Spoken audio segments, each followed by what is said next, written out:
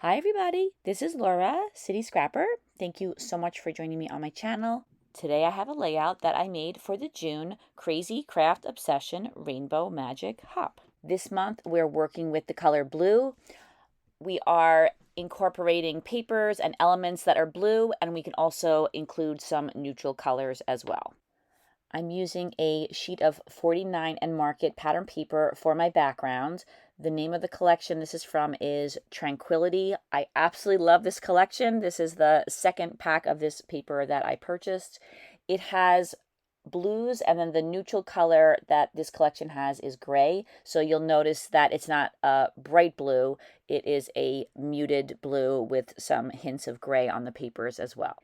There were some lines on the background of the paper that I thought I would stitch along. So I used a paper piercer, I punched some holes, and then I did some stitching on the holes that I punched, and I will show you that in just a moment. I'm going to use this die cut from the same collection as a frame for my photo. To me, it looks like a cabinet door, so I am cutting along the outside of the door, and I'm going to pop up that part of the die cut on some foam, and that will just give it a little bit of extra dimension. I'm using an X-Acto knife or a craft knife and a metal ruler in order to cut some lines. I find that with the X-Acto knife, and I'm not great with using the X-Acto knife, but I do find that if you score very lightly, you have better chance of maintaining control of the craft knife than you do if you try to cut deeply right away. So I tried to score along the lines a couple of times, and then eventually I was able to get that inner part out, and then I use my X-Acto knife to trim a little bit of extra paper off of the edges. Whenever I use a craft knife, I like to use a metal ruler. There have been times when I have sliced into a plastic ruler when using this kind of a knife, so I think that a metal ruler is a safer bet. After I had separated those two pieces, I used a little of Distress ink in Chip Sapphire, and I inked the edges of the inside and outside of both of these frames. Then I used some Distress ink in Stormy Sky, and I used my dauber and I rubbed some color onto the two pieces of this die cut. I wanted there to be a little bit more of a blue cast to it than a gray cast, just because everything else on the page is going to be blue. This is my photo. This is a photo that was taken several years ago in Lancaster, Pennsylvania, when we went there on a trip, and my daughters absolutely loved going here years ago. As they've gotten older, though, when I go to my scrapbooking convention, I go now just with my husband. The kids are so busy, they have to work a lot of weekends and they have plans. So I kind of miss these days when we used to go there and make a whole weekend out of it. I think we were in a little town called Lidditz. I don't know if I'm saying that wrong. I remember the kids really loved the shops there, and we just had a really good time. They fed the ducks. It was fun. So I have my photo mounted on some thick white cardstock, and then, as I said I was going to do, I popped up that center piece on some foam, and then I attached everything together. Now I have a number of die cut pieces from the collection, and I'm inking all of them with some chipped sapphire distress oxide. This is the background that I did the stitching on. I love the way 49 and Market papers have hints of images in the background, and I thought that by adding this stitching, I would add a nice dimensional or texture element to the page. I'm starting off the layout with some large branches. There's one that's a little bit bigger. I put that one on the bottom. And then I was playing around with this die cut piece of lace. I had it on the bottom. I had it on the top. Then I ripped the edge to make it look a little bit more natural. And I inked that torn edge with the chip sapphire. And then I attached that piece down to the bottom of the layout. Then I added some sentiments. I have one on top of the photo that says "Make Today Magic." And then there's one to the right that says "Good things take time." I decided to move that lace die cut up to right underneath the photo frame. I thought that it would give it a little shelf to kind of rest on. And then I also included a strip of tickets. And then I inked the edges of the lace die cut when I ripped it to make it a little bit shorter. Now I'm layering those two pieces together, and you can see that I offset the strip of tickets from the lace. I added some ATG adhesive very carefully to the backs of the leaves. These branches are a little bit delicate, and sometimes the ATG gun can be a little rough when you pull it to release the adhesive, but luckily I didn't rip anything as I was applying the adhesive. I'm going to pop up the sentiment that says "Make Today Magic." I reinforced it with a little bit of white cardstock, and now I'm cutting some thin strips of fun foam to give it a little bit of dimension. I put some adhesive on the back of the foam, and then I position it on top of the photo. Next, I started to add some embellishments to the page. I have some tickets. 49 and Market often has tickets in their ephemera packs. There was also the outline of a stamp, so I layered that behind what is going to be my title, Good Things Take Time.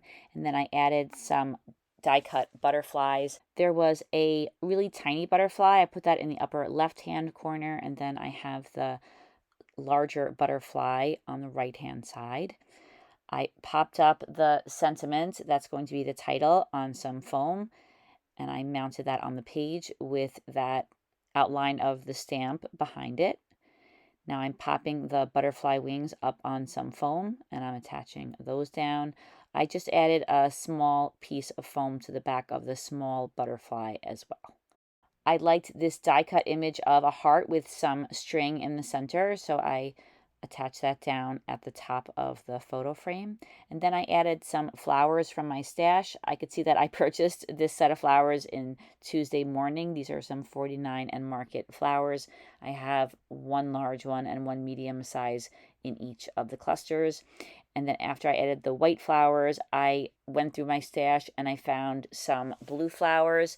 There was a light blue flower that matched really well with the papers, and then there were also some tiny roses, and I thought those match really well as far as the color too, so I added some of those small roses to each of the clusters. There were some green leaves on the backs of those tiny roses. I ended up removing them because the layout is supposed to be blue, not green, so I had to take those off just to stay true to the monochromatic color scheme. There was another branch that had a lot of leaves on it, so I removed the leaves from the die cut piece and I spread those around those two large clusters.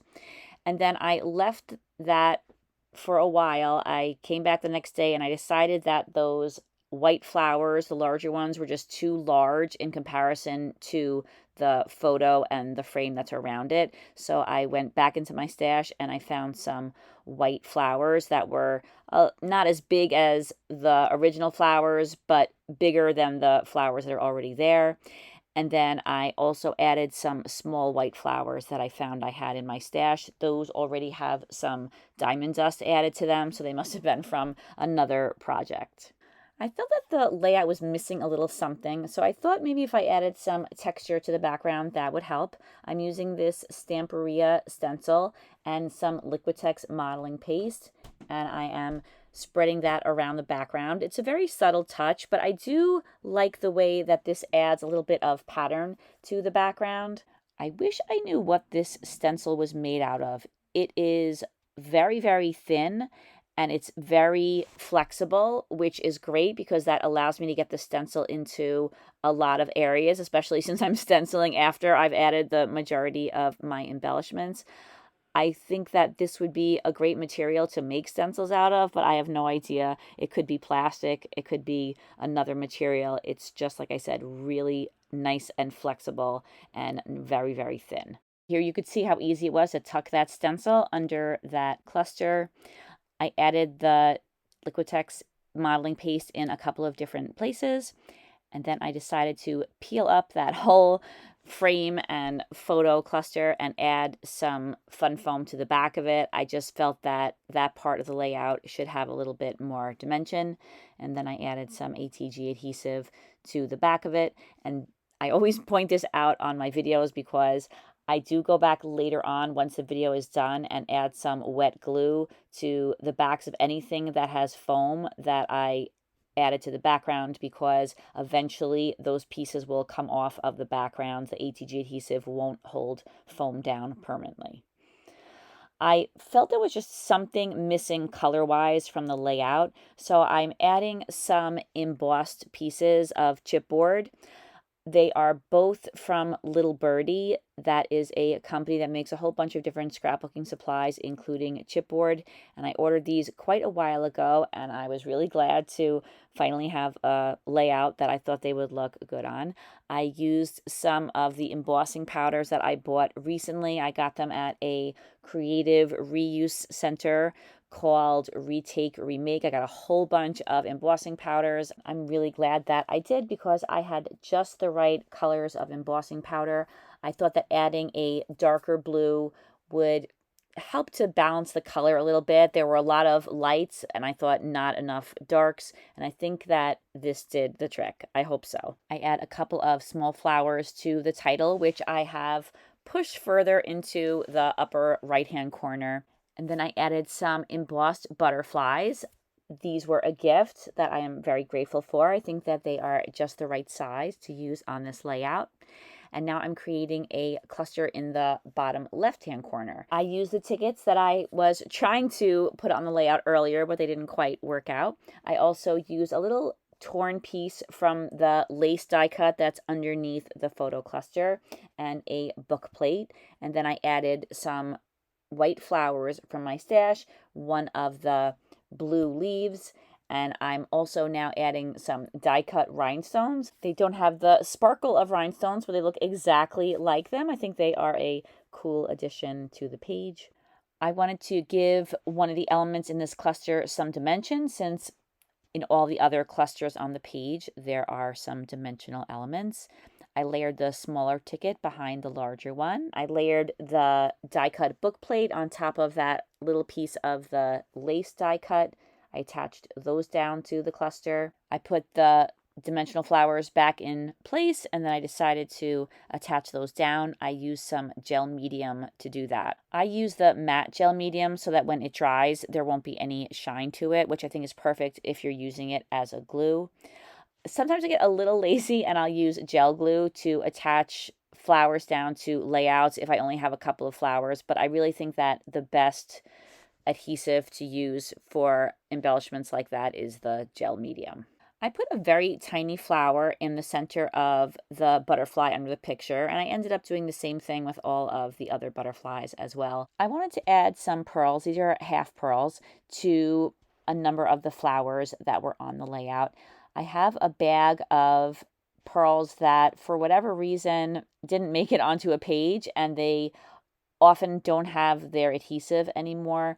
And I've been collecting these for quite a while, and I finally decided that I had to start putting them on pages. So I'm looking through those to try to find the right sizes of pearls to add to the flowers that are on the layout. I use some glossy accents to attach the pearls down to the chipboard pieces. I think glossy accents is a great adhesive for attaching things like pearls and gems and sequins to layouts. I shouldn't have used the glossy accents on those little flowers in the centers of the butterflies because it seemed to cause some of the embossing powder to bleed onto the flowers. It wasn't a big deal. I replaced them, but next time I'll use gel glue to do that. I didn't even know that that was possible for that to happen. Now I'm adding one of my favorite touches, which is die cut branches. I use a die from Sentimentally Yours called Berry Branches. I cut out a whole bunch of these branches in white, and I'm cutting them down, trimming them a little bit, and adding them to each of the 4 clusters on the page. I decided to move that title back to where I had it before, make it a little bit closer to the photo. I didn't like the way I have the 2 flower clusters on opposite corners, and then I would have had those 2 other clusters in the other 2 corners in kind of the same spot. I wanted to mix it up a little bit and make it a little less symmetrical. The centers of the flowers were different colors. One of them was yellow, some of them are brown. So I was thinking that it would be best to make them all blue. That way I keep the monochromatic color scheme of the layout. So I'm using some liquid pearls in deep water and I'm using that to coat all of the centers of the flowers. I used a combination of squeezing the color on from the bottle and also a small paintbrush to spread the color around. I allowed the liquid pearls to dry thoroughly, and then I used some Finnabair heavy gesso and an old bristle brush, and I'm dabbing some of the gesso on the embellishments on the layout. I dabbed it onto the blue flowers and onto the embossed butterflies and to a few other embellishments on the page too. I put a piece of plastic over my photo to protect it, and now I'm adding some white splatters to the background using some watered down white acrylic paint. And then I was thinking that I wanted to add a little something else to the flowers. So I'm using some pearl colored seed beads and some gel medium, and I'm rolling my bristle brush in the gel medium and then in the seed beads, and then I'm again rolling the brush on the white flowers. And I really think that that adds a nice textural element without adding another color to the layout. I allowed the seed beads to thoroughly dry after I completed this step. Earlier, I found that there was a little plastic dewdrop mixed in with my embellishments, and when I saw it on the page, I thought it looked really nice, so I decided to add a few more. I have these dewdrops in a couple of different sizes. I got them from KS Craft on AliExpress, so I decided that I would put all 3 different sizes in each of the 4 clusters. I didn't add a lot of them, just a little touch to each area. That was the last touch. This layout is complete. Here are some close-ups. Thank you very much for watching this video. I really appreciate you taking time out of your day. I hope that you found something useful in this video, and I hope that you enjoyed watching it. Please take a look in the description box where you'll find the link to the Rainbow Magic playlist, which is something kind of new. You can watch all of the videos from everyone who's participating in Rainbow Magic. I recommend that you check out the videos of all of these talented scrapbookers. I hope you have a fantastic day, and I hope to see you again soon. Take care, everybody. Bye-bye.